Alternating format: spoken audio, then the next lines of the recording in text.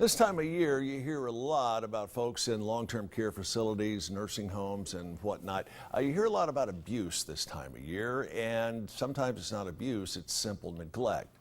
Nevertheless, the end result to the patient is one that is not good, and to the family as well. Our friend Scott Wesson is here from Warren and Griffin. Welcome back to the show, Scott. Why this time of year do you hear a whole lot about this? Yeah, it's very sad, and if you look at things statistically speaking, as they say, this is a bad time of year for it. During the holidays, everyone's visiting. Everyone's showing up. They've got that holiday spirit, and they're more involved with their loved ones. Right. And this is kind of a downtime. February, March, April, there's not as much involvement with the folks that are in those care facilities. And if you're not there, that's a bad sign. What do we need to look for the most?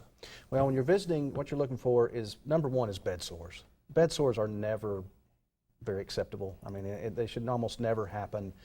You want to look at your loved one, you have to look underneath them. You know, you have to be, gently, talk to them and move them and roll them. One thing, too, that I've had more than one case where the discovery of bed sores was on the heel. So pull their socks off. Right. Pull their socks off their feet. Look at their feet.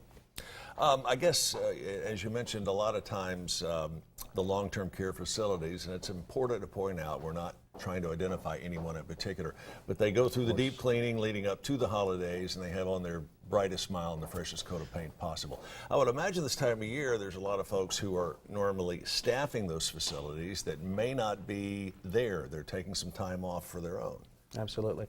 Understaffing and less than qualified staff is the number one problem with nursing homes and long care facilities. It is a very difficult and very noble job, and I want people to understand that. This is not something we're out to get anyone.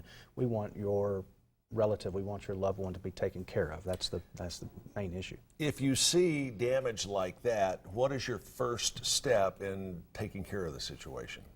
Well, I always tell people the first thing that you need to do is to visit often, is to be there. Visit unannounced. Just show up out of the blue, and obviously your loved one's going to love that, and that's going to help you. But if you do see abuse, you need to point that out immediately to whoever's in charge on the floor. Say, look, there's a problem here. I see an issue here, and you're welcome to call us and talk about it further. When you're doing these visits to the long-term care facilities, do you need to keep kind of a written journal or a written log of what you see, and in some cases what you don't see? Sure, it's always a good idea, especially if you start suspecting something doesn't seem right. If they seem malnourished, if they seem dehydrated, if you notice something that doesn't seem like the same, you might want to start taking notes of that. Right. And again, from the legal standpoint of view, what do family members have? What are their options? Yeah. Well, their options are to file suit. Their options are to report this abuse, this neglect, and seek compensation, not just for themselves, but for their loved one, too. And I would think a lot of times folks who are in that situation, they're kind of hesitant to take legal action because of the fear of ramification on their loved one in the facility. Yes, it's always a problem because you're not there all the time, and you worry about what's going to happen to them if you are asserting your rights. But we can help you with that. Please talk to us. There are things you can do that will protect you and protect your loved one throughout the process. So don't be afraid. Don't let your own fear that they're going to be out to get them. Sure. You need to act. Yep. And again, I go back to what you said first. Make sure and visit often, visit early, and maybe at unconventional times of the day. Show up on Saturday, and then lo and behold, show up again on Sunday. And they're not expecting you.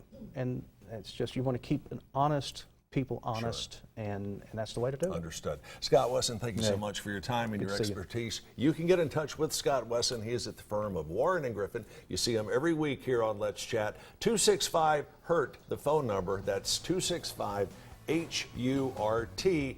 And the website, warrenandgriffin.com. Stick around. We'll be talking about Jabberwock, which is a great benefit for the Delta Sigma Theta sorority.